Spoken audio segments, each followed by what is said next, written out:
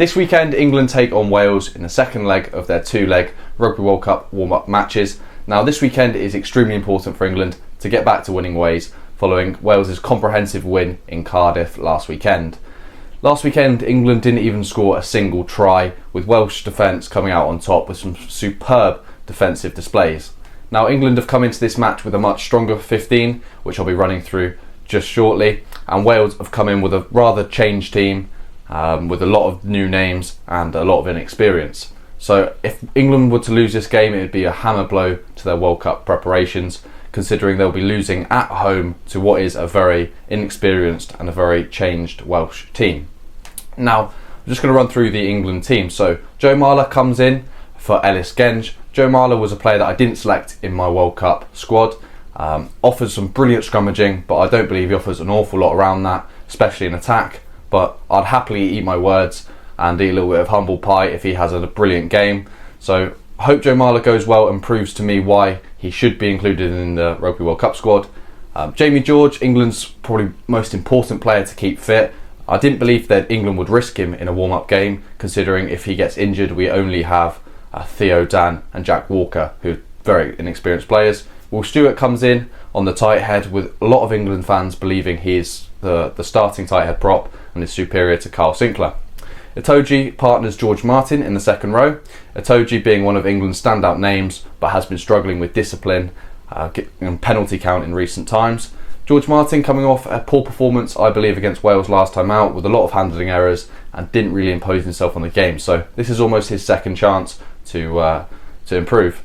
Courtney Lawes at number 6. I selected him in my squad as a second row, but maybe this is a little insight to Courtney Lawes being a flanker in Steve Borthwick's squad. He also partners Ben Earl, who is one of the form players in the Gallagher Premiership, but hasn't crossed that over to the international stage. So I'll be looking to see how Ben Earl gets over the ball and offers some explosive attacking rugby. Billy Vunipola there at number 8. Now, what a risk this potentially is. Billy Vunipola is the only number 8 in Steve Borthwick's Rugby World Cup squad and is coming fresh off of an injury and a couple month, maybe even 3-month layoff. So it'll be very interesting to see what sort of form Billy Vunipola can pull out the bag. Jack van Poortvliet starts at number 9. He did add a little bit, I feel, when he came off the bench against Wales, but went straight to a box kicking routine in the latter stages of the game. So I'll be looking to see if Jack van Poortvliet can add some speed into the attack and let these attacking backs go. Owen Farrell comes in at number 10, which I'm very happy with, captaining the side also.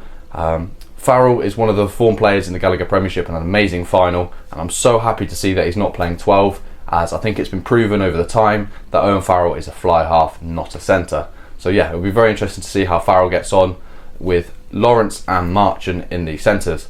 Ollie Lawrence is probably the player in that combination that's going to add some punch up the middle and get England some go forward ball, since he's been tearing it up for Worcester and Bath last season in the Premiership.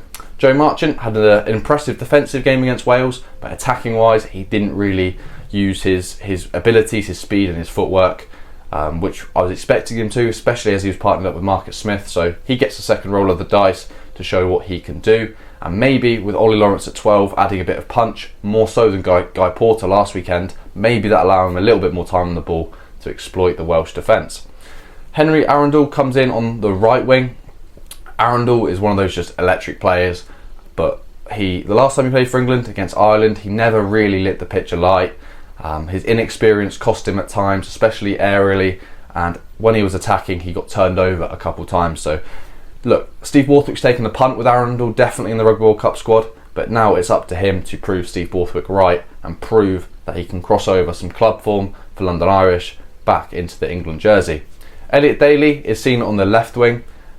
Daly's played wing quite a bit for Saracens and a little bit of outside centre, but I'm unsure in Steve Borthwick's plans where he sees Daly fitting in.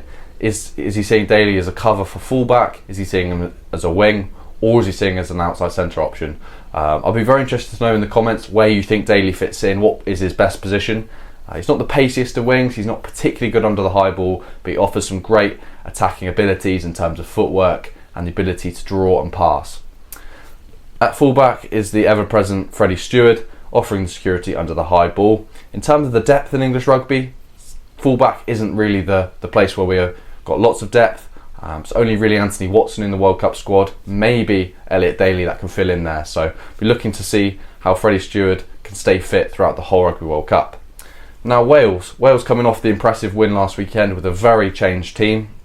A few players that I do not recognise, with Plumtree and Roberts are the two players that I haven't seen play before. So Welsh fans, let me know what you think of these players and whether you think they'll make the World Cup squad.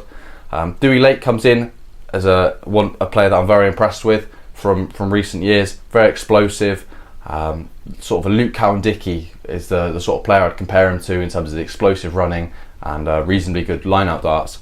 Now the place in which I feel Wales have massive strength and depth is their flankers.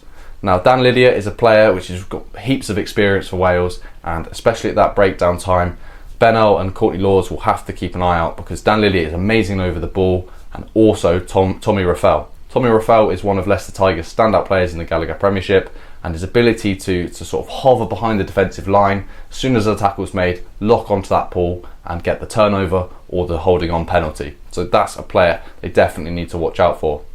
Thomas Williams is also a major threat for England. His ability to tap and go and snipe around the fringes means England have to keep an eye out and be very disciplined when they do concede a penalty to not turn around and keep facing and then drop back. Owen Williams gets the roll of the dice in the 10 jersey, where there's a decent bit of competition for Wales. I'd say that Dan Biggar is still the standout number 10, and I can't see anyone else playing there in a knockout game, but Owen Williams is definitely a player that can push for a spot in the World Cup squad. Owen Williams can also cover 12, so he's got that versatility to his game. Now Owen Williams will bring an impressive kicking game for Wales, which England will have to keep an eye out for. He's not the biggest running threat, but aerially he can really kick well and control teams. Saracens' Nick Tompkins comes into the centres, offering something a little bit different to Ollie Lawrence. Lawrence probably being the stronger, the more powerful centre, but Tompkins offering the ability to step at the gain line and create gain line momentum, but in a different way, utilising his footwork and attacking soft shoulders to get that go forward ball.